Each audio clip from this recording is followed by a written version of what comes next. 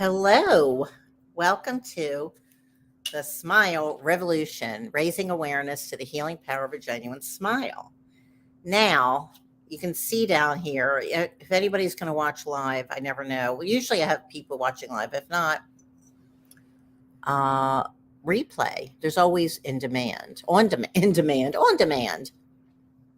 Okay, so now you see in the corner there, I have a little R circle, which means I have finally, after a year, have waited to get a trademark on my stage name. I'm also Mindy Fradkin, also known as Princess Wow. Well, anyway, the name was given to me many years ago. I didn't come up with it myself. I got the name Wow first. And then, because I would walk into a room with all these outrageous outfits and hats that I made, and I would say wow all the time. And this is like in the 90s. Now, wow was like, it's popular now, but in the 90s, nobody really said wow. It was like more from the 70s. And so I got the name Wow. And then I had this another stage name. This is for people who don't know me very well. I had another stage name, the Mad Hatress, because I was doing shows all the time with my hats that I design. I am a hat designer. Some people don't realize it. And so I was doing stand-up comedy. It's a long story. Anyway, I got to redo my bio, but I've had a long, varied career. Okay, so I'm going to start with, so I do one-woman shows. I sing a little ukulele, play a little bit, play some songs about smiling mostly and wearing beige. Oh, I don't wear beige.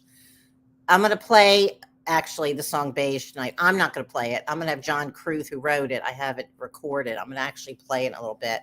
And I do sing it in my new show, Woodstock or Bust, How a Hat Designer Started a Revolution. Okay, so I'm going to start with the Smile Revolution song that Roland Musa, my husband, and I wrote. It's the first song we wrote together. Okay, let's see if I can do this with my bracelets on. Oops. Okay. You know what? I have to, I don't know, for some reason. Who's there? Nancy, yes. No beige, right. Okay, so let me take off my I don't know why, for some reason, I've sometimes have a problem wearing bracelets on this arm when I'm playing. Okay, sorry about that. Okay, here we go. Okay. And here I have a scarf to cover my neck. Okay. My neck is having problems, wrinkles. I don't like it. I walked into a cafe and smiled at my friends. They all smiled, and I realized I passed it on to them. The people who saw us smiled at our friends. They all smiled, and we realized we passed it on to them. Yes, a simple smile will do, round the world and back to you. It's called the Smile Revolution, that comes, goes, round and back to you. So, smile, smile, smile. A simple smile will do. Smile, smile, smile. It comes back to you. So, don't forget to smile. Now, that's a short version. I had to cut down the song for my one-woman show. Right. So I had to cut this song because my director told me I have to have a shorter version of my songs for my one-woman show. Because I do a comic storytelling, and then, and you have to see I don't know if you've seen this, but here's how I decorate my ukulele. And so any in between stories about my life, comic tragedy, and hat happening at the end, interactive hat performance. Anyway, so this is my new show that I've been developing. I just did in London, if you don't know. me or haven't seen my show recently. So I just previewed the show in London in April, and I'll be doing it in November 9th. I have to sign the contract still, but we already firmed up the date at Pangea. I think it's okay to say, but I'm not really until I sign the contract, which he already said he wants to do it that date. So anyway, whatever, it's okay. All right. In the meantime, soon I'm going to be doing a save the date. Okay. So let's see, what else are we doing here? Oh, okay. The next thing I'm going to do actually is play Beige, the song Beige. I played in my show, however, the shorter version, but John Cruth, a musician extraordinaire and music writer who I've had on my show, he wrote the song. So I'm going to play it actually because it's so great. Let's see if I can find it. Okay, because I want to play it for you. It's really good. His way he does it, and it's so cool. Okay, here we go. Can you hear it? I'm afraid of beige and what it can do. I'm afraid of beige and what it's done to you. You live in a world neither here nor there. You live in a world where all you care about is beige. I'm afraid of beige. It's a neutral hue. It don't say nothing like a black or blue, a yellow, orange, purple or red. I'll make you feel alive, but I'm feeling brain dead from all this beige. Beige. Your house is beige, your car is beige, your couch is beige, so are your clothes. Nothing bothers you till you're cool and composed, but inside your head you rant and rage, screaming silently while you're drowning in beige.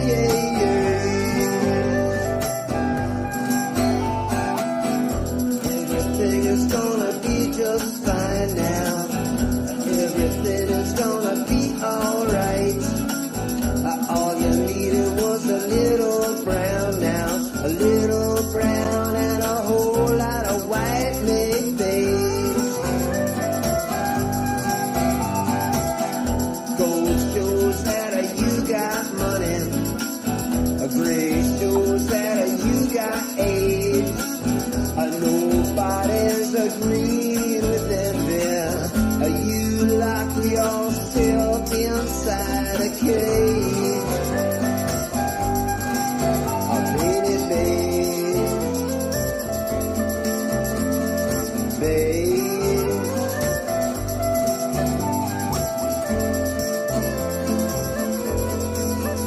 I'm afraid of beige. It's a subtle but strong. I'm afraid of beige. It's a one-note song. It's a one-note song. It's a one-note song. One-note song.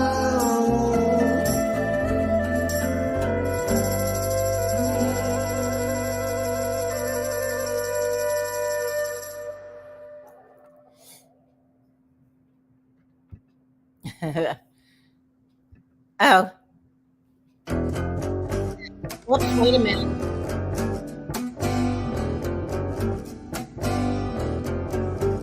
Wait a second. It was on loop. Sorry. I took it off loop and it went back on. So I hope you like that song. I love that song. It's so fun and it's so true. Okay, so I'm not saying, I mean, you can wear, he's not criticizing if you wear beige. It's really just about being a conformist, I think. Like, it's just do whatever you feel. If you like beige, you should wear beige. It's just that his mother wore beige all the time. She was an interior designer, and the couch was beige. Like everything she did, everything was beige, and it drove him crazy because he wears a lot of color like I do, and like my friends in London, color walk. So that's what he got inspired. During the pandemic, he wrote the song. Okay, so it's John Kruth, Kruth. And I had him on my show recently, as I said. He wrote a book about 50 years of Pink Floyd. It's called Lunacy. It's a great book, and he's so funny, and he's so amazing writer and songwriter and musician. Anyway, so so anyway, yeah. Oh, so what did you say, Nancy? Beautifully Lily. I have a base that color. Oh, good, seafoam green. Yeah. Yeah. So I think I need a backup one just in case I'm on stage and the strings break. And also I need another color because I do have another one that's another color to go with my outfits. Have to match my ukulele, of course, on stage. So, but that one's pretty neutral. But it's good to have another color, I think. So, oh, and did you know that there is a spiritual significance to hat wearing, to hats? A friend of mine, Jan Kitchen, years ago, wrote an article about my hats. They used to be called Important Hats by Mindy. And so the article is called The Importance of Hats. And so she talked about, I'll just read a little bit. There's a profound leaning toward things spiritual in society, as we know, not religion. Actually, a lot of people, younger people, are not interested in religion. Well, some are, but mostly a trend is it's more into spirituality, which means a lot of different things. And actually, there's a book that started reading today called Soul Boom. Have you heard about it? It's Rainn Wilson, the actor, comedic actor. And so he's talking all about, it's about us we need a spiritual revolution in the world, which we really do. And so I'm really interested in reading this book. And so the point is that, but there is a spiritual connection with hats. And so she says that, okay, there's a profound leaning towards things spiritual in society, which I said, it means a lot of different things to a lot of different people, as witnessed by the popularity of books on angels, peace, and searching for inner joy. And this awakened interest in hat wearing is indeed an outward manifestation of this appeal. Head ornaments have represented honor and dignity throughout time, garlands for Greek heroes, crowns for sovereigns, mitres for bishops, and headdresses for the momentous occasions and celebrations in our lives. And, when we see, the fairy tale weddings in England and all that stuff. So they're representations of style, good taste, and artistry. And so it's a really, her whole angle was with my hats, but also how the qualities that they represent. And so anyway, it was interesting to connect that. And I'm going to research a little bit more to talk about it in my show. Because all I know is when I wear a hat, like actually how I got into hats was in the 80s. I was a wardrobe and prop stylist for photography and film. And I was wearing hats in New York City all the time. And when I didn't wear a hat, when I would go to a club, actually I did a research project. When I went to a club and I didn't wear a hat, I didn't meet anybody. And if I wore a hat, it was like I stood out more, I guess, and I would meet people. And I always liked dressing the models or the actors in a hat. So I'd worked with hat designers. And it always finished the look. Like if I was doing we're working on an advertisement or catalog and I put the hat on somebody, it always finished the look. So, and I feel like whenever I wear a hat, it's uplifting for me to put on a hat and to the observer. People, and my hats are very, pieces of art. And so people are very uplifted. I feel like when I walk into a room, I don't really have to say anything. It's okay, so I put on a hat. This is my real hair, actually. This color, I've been letting this grow out. It's kind of neat, right? And my hair was blue and pink and all this different colors. And I've been letting it grow out, but I'll still keep color down here. You like it? Anyway, it's kind of fun. I can't just have one color though. But anyway, so this is a hat that I made too. So this is my signature hat. And I really feel it's the most me because it's very whimsical, very Alice in Wonderland. And when I walk into a room and I feel like I'm wearing this, it just feels really right for me. But I feel that color, actually, I feel like bright colors and hats are make a big impact on people. And I feel like there's a spiritual significance with color too, because I feel like we need more color in the world, and it's more cheerful and uplifting, and it helps people smile. So it's all connected to the smile revolution. So these are just some things I've been thinking about. And did you know that I married a musician? We're divorced, but we're still good friends. We're still writing songs and stuff. Roland Musa, who was close to Pete Seeger, folk icon for decades, 40 years, and Richie Havens. And that's how I got into the whole music world. I mean, some people know this if you've heard my show. Not everybody has seen my show. Anyway, so the point is that how did I get into wanting to marry a musician? And I wasn't a musician. I sang every day of my life since I was little, and I knew all the words to the songs when I was growing up. Well, anyway, but I never pursued it, even though I was an artist in different ways. But my childhood friend, Denise Rubin Carter, married Clifford Carter, and he was the keyboard player for James Taylor for 15 years and many other well-known musicians. And so I was hanging out with them, and the first time I met him, he said, "Didn't I see you on Saturday Night Live in the 70s?" And I was like, this guy is cool. And I don't know, it's like musicians are different than, what do you think, Nancy? Musicians are different than other people, because I don't know, they're just, I mean, artists in general, I feel like we kind of think differently than are kind of outside the box. But there's something, I don't know, there's something about musicians too, or just, I don't know. So after hanging out with them, I said, okay, I've got to marry a musician. And so where would I marry? Some of you have heard the story, but maybe some of you haven't. So, well, where would I meet a musician? Woodstock. So I was actually living in Woodstock part-time years ago. And yes, Nancy agrees. Okay, she's married. Well, I don't know. You're living with your partner is a musician, Fast Freddie, right? Patterson. So, yeah. So, even though the marriage didn't work out with Roland, we're still really good friends. He's still in my life, and we're really good friends. So, he'll be here soon. He's living on a reservation in North Dakota. He's native. Well, he's half native. His mother was Apache. So, so that's how I ended up. So I was at Woodstock part-time, and I met Roland, and, I had a radio show at the time, the Smile Revolution radio show in Kingston Radio. And so he said, you know, he liked the Smile. I had started the Smile Revolution, and he said, you deserve help.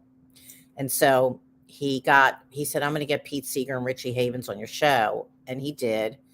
And the rest is history. Well, anyway, it's a long story. Well, anyway, so I started promoting his music too. He's a great musician and songwriter. And so those are a couple of stories I want to share tonight. And guess what? I was sharing this week on Facebook about, some people don't realize that I'm a hat designer because I'm always promoting my shows.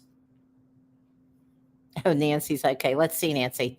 I wouldn't want to be in any other circle of friends. Makes for a colorful and beautiful life. Yeah, absolutely. I mean, for me, I've always had artist friends. Like, you know, I was in college. My friends were dancers or, you know, photographer. I was a photography student for years, and then studied hat design later, but in fashion.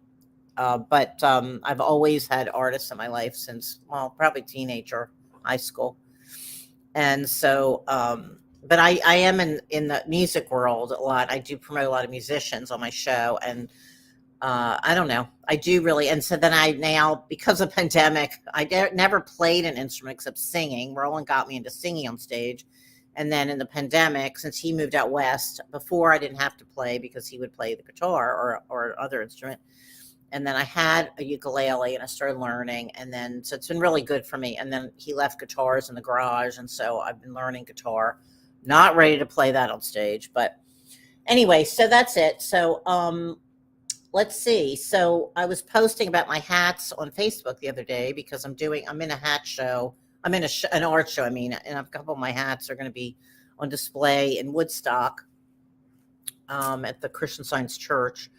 And so I posted about my hats, and I'm working on some hat orders right now. I was doing it full time in the 90s, actually a long time. 90s was a long time ago, actually, full time, plus doing my hat happenings.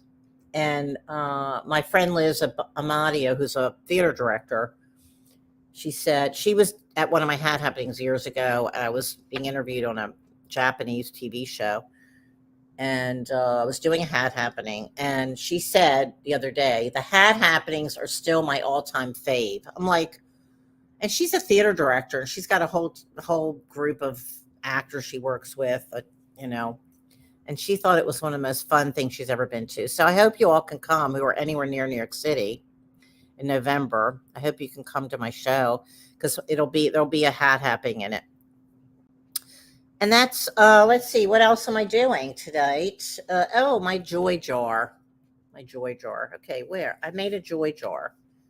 Let's see. You write everything down. You can make your own joy jar. Oh, let's see what Nancy's saying now. Yes, since the 70s, my brother bought me a guitar at 13. Hat happening. Wow, yeah, it's really fun. If Liz said that, it's 20, in the 90s, she's still talking. It's one of her favorite things ever. Okay, cool, Nancy. I didn't know that. That's great. Yeah, well, I have another story about the Beatles party. I had a guitar and a Beatles wig. Okay, let's see. I have a joy jar. Anybody can make a joy jar. Let's see what I wrote. Working with my director and developing a new show with her, which is what I'm doing now. Well, yeah, it's still in development. I did my preview in London, and I'm still working on developing it. Oh, wearing pink hair and wearing rainbow colors brings me joy. Well, I've had many different colors over the years. I did have, I've had pink, I've had blue, purple, multicolor. I prefer like multiple colors. So I have lots of colorful wigs since for like many years. Being with my cat Tiggy, also known as the Queen of Wow II. Doesn't everybody have a... Oh, you want to hear my story about the Beatles? Oh, okay. Well, anyway, okay. All right.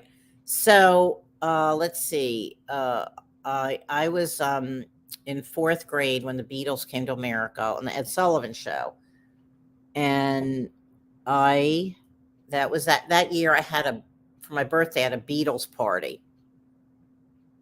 And I got a Beatles wig and a guitar. And I booked myself for my own birthday party. And my cousin was there because we're the same age, a month apart. And do you know, he talked about it up until we were in our 30s. He was still talking about the Beatles party. I'm like, what? I guess I really am. I really must be an entertainer. It's like, I must have done a great show. So anyway, that's my Beatles story. And actually, in a couple weeks, next week, I'm interviewing Richard Skipper. Oh, wait, let me show you. He has a show coming up. He has an interview show too.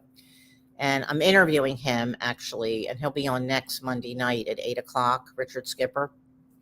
And let me show you his poster really quick. Let's see. Wait a minute. I do have it here. Oh, this is my information out here. Oh, I forgot to do that. Okay, wait a minute. I've got to show you all his poster. It's next Monday night, my interview with him. And what I was going to say is, yeah, so that's Richard Skipper. He has a show about how I think I've seen one of the shows. I think it's the same. Yeah, it's the same show. It's about how he got to New York and got into the entertainment business and everything. It's amazing. He's so talented. And he's a singer and he's a performer, entertainer. And anyway, it's going to be a great show up in Provincetown if anybody's up there beginning of August 2nd. And also, I'm going to be interviewing Charles Rosenet, who wrote a book, who does tours to Liverpool, and he does Beatles conventions. Now that we're talking about the Beatles, and his life changed when he saw the Beatles on Ed Sullivan Show too. And yeah, and John Cruth too. John Cruth in fourth grade saw the Beatles, and then he got into a Beatles band and got a Beatles wig at his school in elementary school. Yeah, John Cruth, who I just played you a song.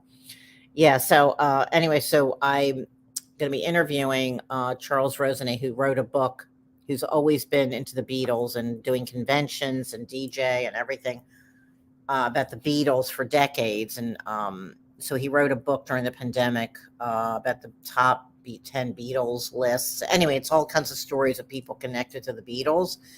So that's coming up probably in 2 weeks. Hopefully it'll be in 2 weeks. I think so. So anyway, that's it for tonight. Just a short show with me, solo edition. And that's it. So thanks for coming live, and whoever comes on replay, and love you all. And about the Smile Revolution, we raise awareness to the healing power of a smile, and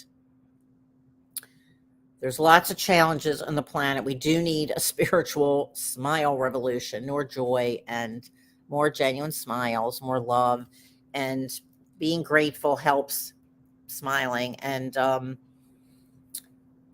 I guess that's it for tonight. So keep smiling, keep sweet, join the Smile Revolution, and love you too. Love you all. And I will see you next week with Richard Skipper. It's going to be a fun show. And that's it. So see you soon. Have a great week and lots of love. And I'm going to sign off with my... Okay. That's it, Nancy? Yeah, the power of right. Yeah. Yep. Here we go. Uh-huh. My Gratitude Rock by Robin Hutchinson. I'm going to sign off with my credits. If I can find them. Yeah, I can. Okay, here we go. Bye. It's called the Smile Revolution that comes, goes round and back to you. So smile, smile, smile. A simple smile will do.